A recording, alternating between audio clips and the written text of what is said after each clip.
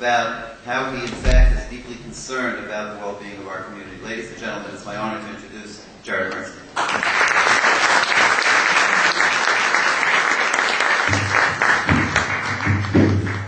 Friends, first of all, be gentle. It is my first speech in this new job, so be gentle.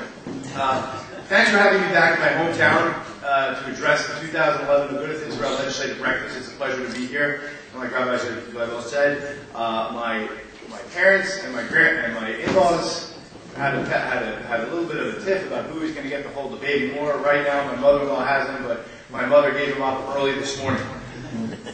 I know many of you from my time with the mayor, and I look forward to meeting those of you who I don't know. I come from New York, and one day, hopefully, I will return here. So I have a vested interest in a strong and vibrant Jewish community here, one that is safe and secure from all types of issues. And as an administration, we've done a tremendous amount of work on these issues that matter to the Jewish community. We've defended cuts from social programming, and we've affirmed our unshakable bond to the state of Israel. And I'll talk more about that in a second. But we're continuing to do that work. We're working every day to put Americans back to work. We're working every day to ease the burden on small businesses. We're working every day to protect cuts from services for seniors and people with disabilities and students. And working every single day to ensure Israel's security.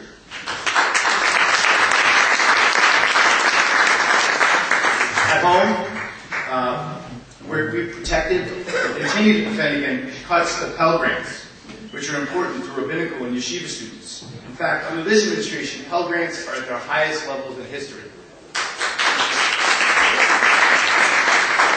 And to keep us all safe, we're committed to working with this community to confront and reduce the threat of terrorism. I know this reality firsthand. In my last job, before coming here, I was with the Secretary Napolitano. I was on Secretary Napolitano's staff, and I can tell you there are literally tens of thousands of people working day and night to make sure that people in New York and Jews across the country are safe from all types of threats. Through organizations like SCAN, the Jewish Community Relations Council, and partnerships with local law enforcement like the NYPD, and I see Detective Adam Bayer from the Police Commissioner's Office was here. And the Jewish community has a tremendous friend in Commissioner Kelly, and an even greater friend in Detective Adam Bayer, who works these issues day and night. And to be honest, we all need to remember the simple and effective words that have proven they can work. If you see something, say something. Very easy. And turning from the domestic to the broader picture, to help ensure the safety and security of Israel, we've realized unprecedented levels of military cooperation with the State of Israel. In fact, in a speech last week, a colleague of mine, Assistant Secretary of State Andrew Shapiro, he articulated our level of commitment. So he said, for fiscal year 2010, and I quoting now, the administration requested $2.775 billion specifically in assistance for military hardware for Israel. That is the largest request in U.S. history. And Congress fully funded our request for FY10. And so in FY11, we requested even more. We requested $3.0 billion for FY11 for military assistance for Israel, and that is not a small number. That will put the total at $30 billion over the last 10 years.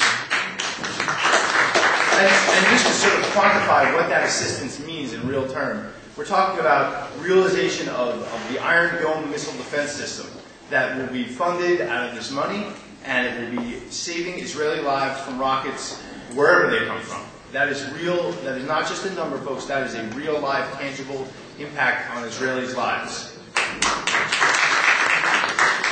And at the UN, our position has been clear.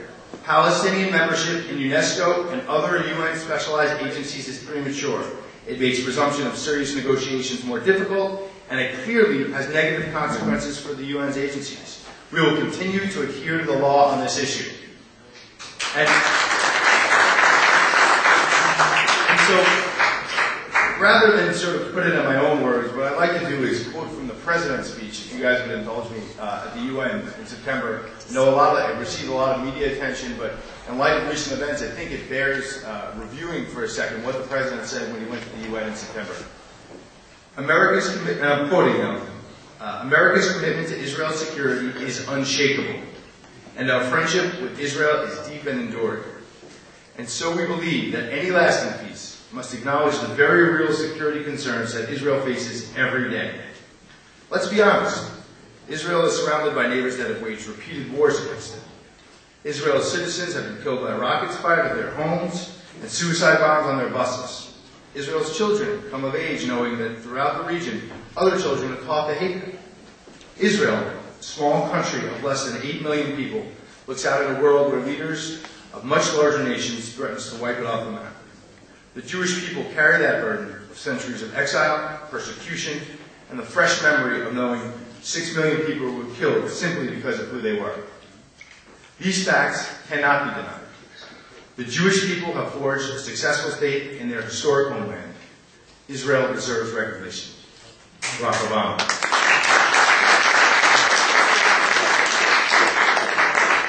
And on Iran, the president has spent more time trying to block Iran's nuclear ambitions than any other foreign policy issue.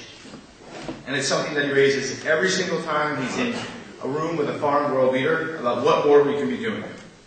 He's also galvanized the international community to impose the toughest set of sanctions on Iran to date. In fact, even Iranian President Mahmoud Ahmadinejad acknowledged in the Iranian parliament how hard of a time he's having because of the American sanctions.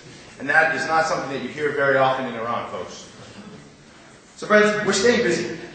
I'm on day 14 of my new job, but I've hit the ground running. I value my long-standing relationships in this community and in this room, and I look forward to working with you in the future. And you know how to get a hold of me, and I will be there for you. Shalom Aleichem.